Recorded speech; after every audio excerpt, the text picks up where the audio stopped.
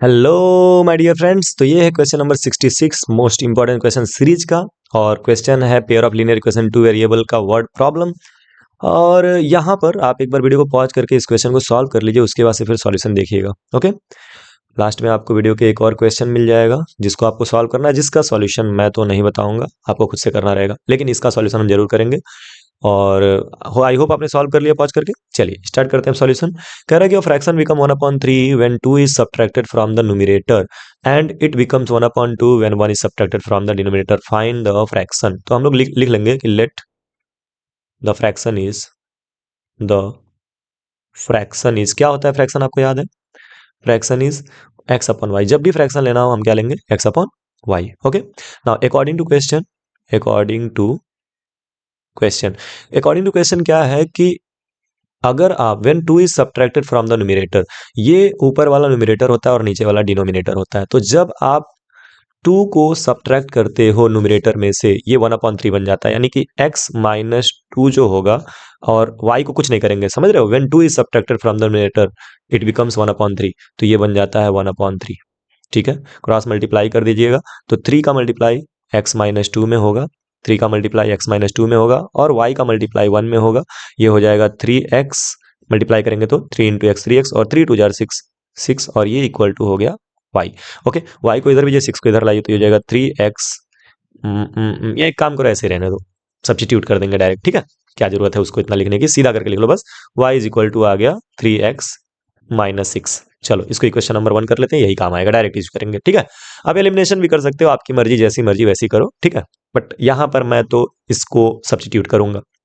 Next, second क्या कह रहा है कि इट बिकम्स 1/2, इट बिकम्स 1/2, ये 1/2 बन जाता है। कौन? x अपॉन वाई जो है वो बन जाता है 1/2, लेकिन कब? When 1 is subtracted from the denominator, जब 1 को सब्ट्रैक्ट करते हैं डिनोमिनेटर में से। समझ में आया? x अपॉन वाई जो है वो 1/2 बन जाता है, कब? जब y में से, यानी कि डिनोमिनेटर में से 1 को सब्ट्रैक्ट करते हैं। नाउ क्रॉस मल्टीप्लाई, तो 2 का मल्टीप्लाई जब x में होगा तो ये हो जाएगा 2x, और ये इक्वल टू 1 में जब y माइनस 1 का मल्टीप्लाई होगा, तो 1 में किसी भी चीज का मल्टीप्लाई होता है वही आता है, तो ये हो जाएगा y माइनस 1, यानी कि 2x इक्वल टू आ गया y माइनस 1। इसको कर लेते हैं इक्वेशन नंबर 2। अब एक काम करिए, 1 की वैल्यू उठा के इसमें पुट कर दीजिए, यानी y के जगह पे पुट कर दीजिए 3x माइनस 6। तो लिखेंगे put y is equal to 3x minus 6 in equation number 2। In equation number 2 बहुत ही आसान ये सवाल निकला। तो y के जगह पे जब आप 3x माइनस 6 रखेंगे, तो ये देखिए ये जगह 2x is equal to, y के जगह पे क्या हो जाएगा? y के जगह पे हो जाएगा 3x माइनस 6, और ये माइनस 1।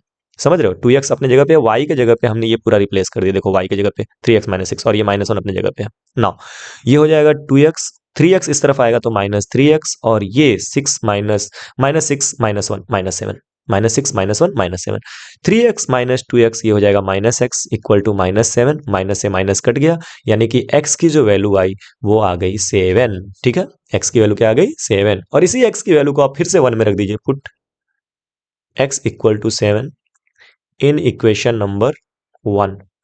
तो जब आप इक्वेशन नंबर 1 में पुट करेंगे तो y की वैल्यू क्या निकल के आएगी? वो निकल के आएगी 3 इंटू 7 माइनस 6, 7×21 21 माइनस 6, 21 माइनस 6 कितना हो जाएगा? 15। 15, यानी y की वैल्यू क्या आ गई? 15। देख लो सही है कि नहीं?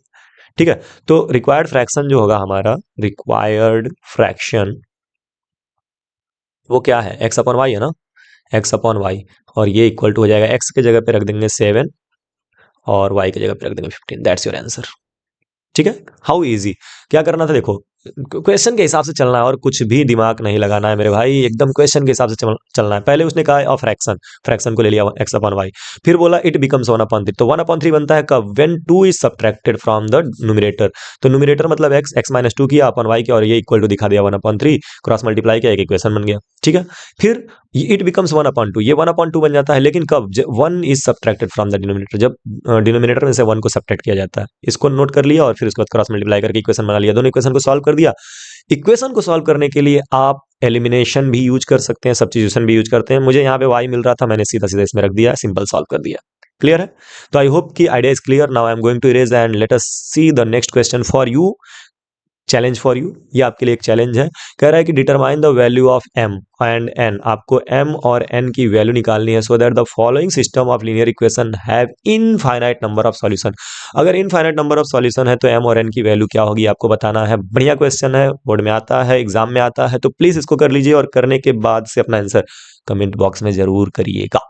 ओके, मिलते हैं नेक्स्ट वीडियो में, तब तक के लिए बाय बाय, पढ़ते रहिए और खूब आगे बढ़ते रहिए।